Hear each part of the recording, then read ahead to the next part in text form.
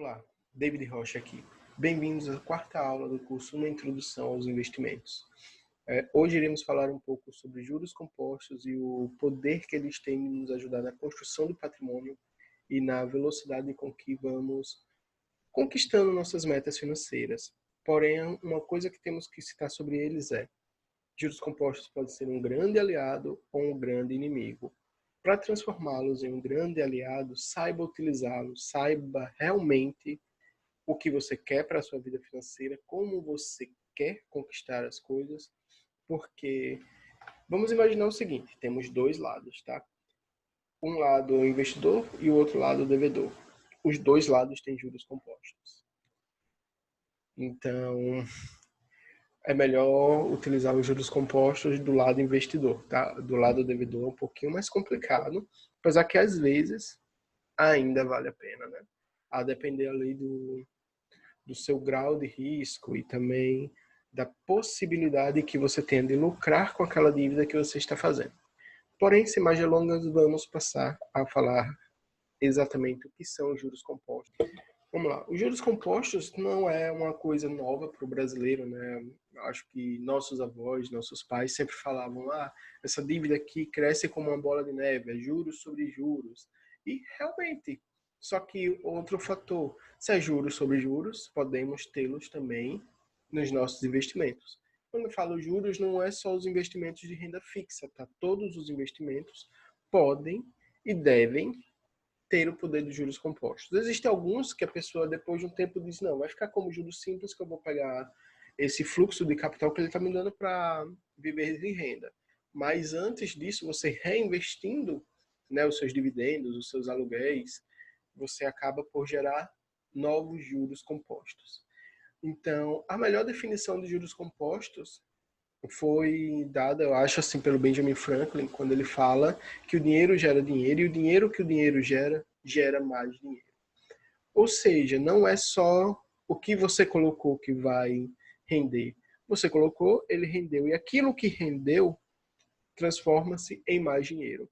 O George S. Clason, no livro O Homem Mais Rico da Babilônia, livro, inclusive, que eu recomendo muito a leitura, ele fala uma coisa muito interessante, que ele diz o seguinte: quando você considere o seu dinheiro como um exército que trabalha para você, né? Eles são soldados. Quando você deixa ele render, esses soldados têm filhos, e esses filhos trabalham também para você, gerando novos soldados. Então, chega uma hora que você terá um exército dourado para te ajudar a vencer essa batalha, né, que é a vida em si, e poder ter a sua liberdade financeira, poder conquistar seus objetivos financeiros de formas mais tranquilas. Então, como eu sempre falo, os juros compostos eles são aliados, porque temos que nos preocupar com os juros compostos. A inflação, ela também cresce por juros compostos. Lembra, há 2 aulas eu falei sobre a inflação, sobre o problema que era a inflação para nós. Estamos, inclusive, vivendo um problema aí de inflação voltando a crescer, podendo chegar a níveis um pouquinho mais altos, mas, ainda assim, temos aquela ideia de que, tipo, é só investir aqui e tá tudo certo. Não. Se a inflação tem um juros um pouquinho maior hoje, isso vai se comportar de forma muito maior lá na frente. Então, ela também cria novos soldados para ela. Ou seja, nossos soldados têm que ser mais fortes, nossos investimentos têm que render mais do que a inflação. Mas tem esse investimento aqui que não rende mais do que a inflação, mas eu gosto. Toma cuidado, né? Nem considerar investimentos podemos, como foi falado ali na aula em que eu citei a frase do Graham dizendo que o investimento ele tem que trazer um retorno compensador, que é superar a inflação, né? Mas vamos a um exemplo de como funcionaria os juros compostos aqui. Nesse gráfico, o que foi que eu fiz? Eu imaginei um investidor que agora, em 2020, investisse 10 mil reais. Simples, ele investiria apenas 10 mil reais. A uma taxa de juros de 10% ao ano. E calculei essa taxa de juros como se fosse juros simples e juros compostos. E ele deixaria até 2030, né? Agora vamos pensar o seguinte: o tempo é o mesmo e o valor é o mesmo, ou seja, o trabalho poupador, o esforço poupador dele foi o mesmo, R$ 10.000 ele deixou lá. Observe a diferença como aconteceria. Nesse gráfico azul, na linha azul, é o juros simples. Ou seja, em 10 anos, o capital teria dobrado, né, a 10% ao ano, beleza. Teria mais do que dobrado. Ele estaria com 21 mil.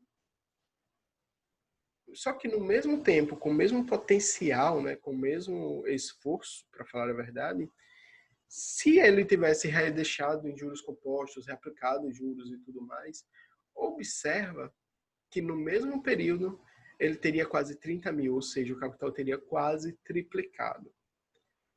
O que é que isso quer dizer? Os juros compostos acabou trabalhando para ele e com isso fez muito mais dinheiro.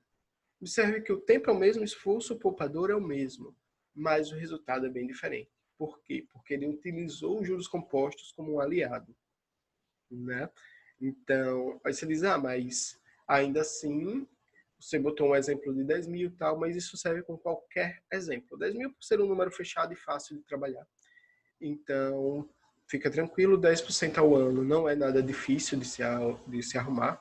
Atualmente a gente tem aí para 10 anos títulos de renda fixa pagando 13%. Então, esse exemplo seria muito maior se você deixasse os 10 anos. Pelo menos na hora mantemos esses títulos. Eu não sei como está no mercado em si, mas o que acontece é utilize os juros compostos.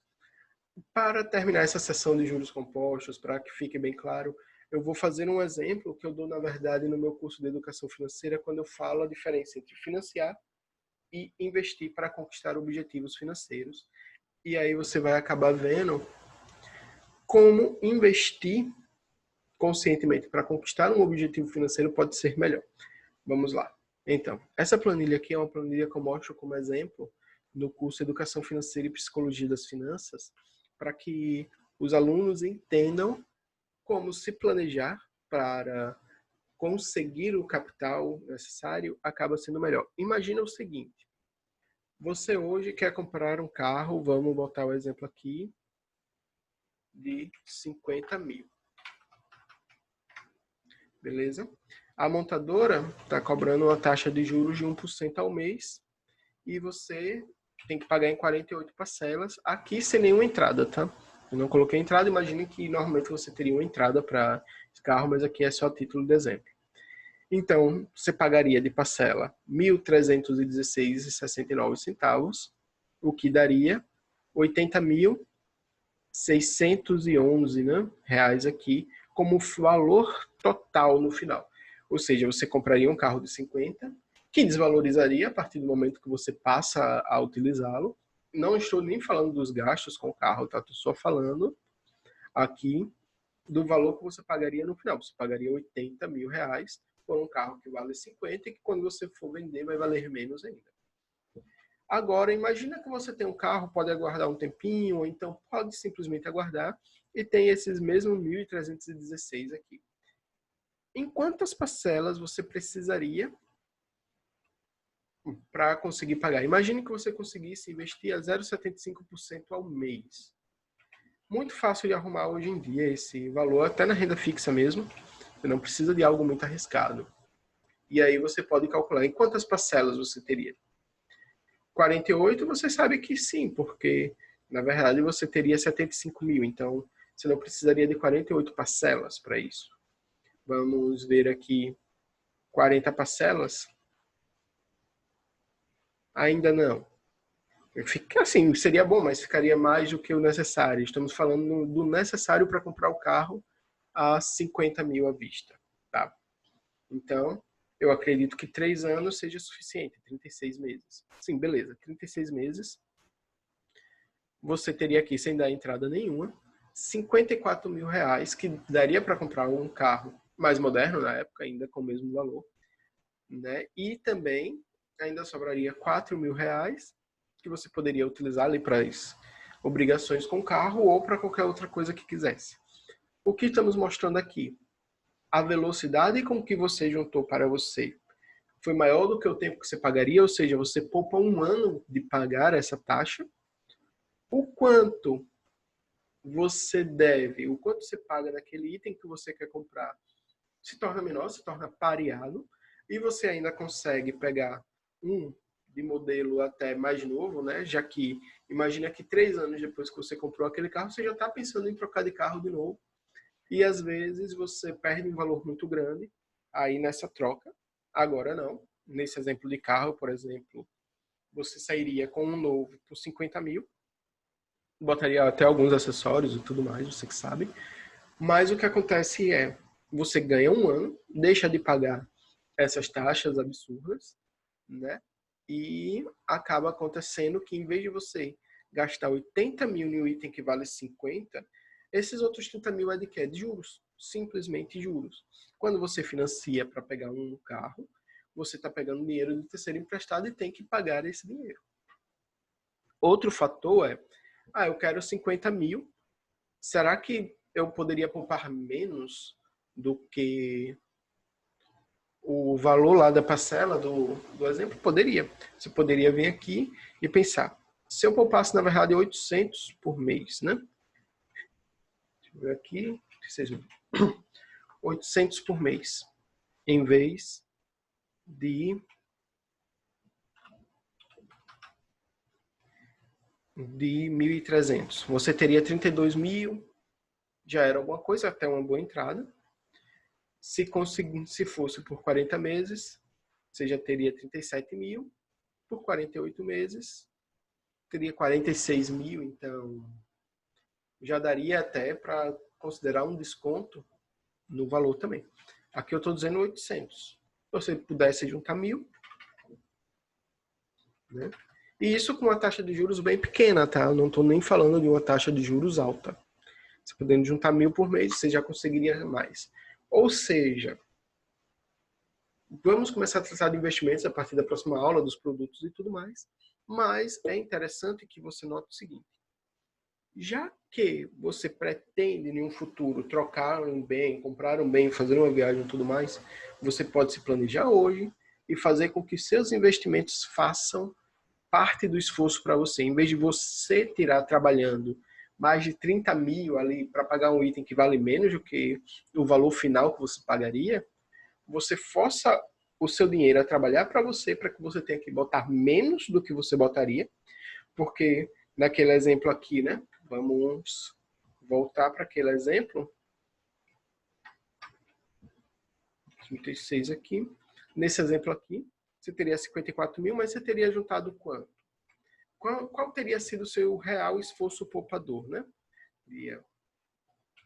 Para comprar o item em si. Você teria juntado 47 mil. O resto seria de juros compostos em um curto prazo. Então, claro que vale a pena. Vale muito mais a pena você botar o dinheiro para trabalhar para você e facilitar a sua vida do que você simplesmente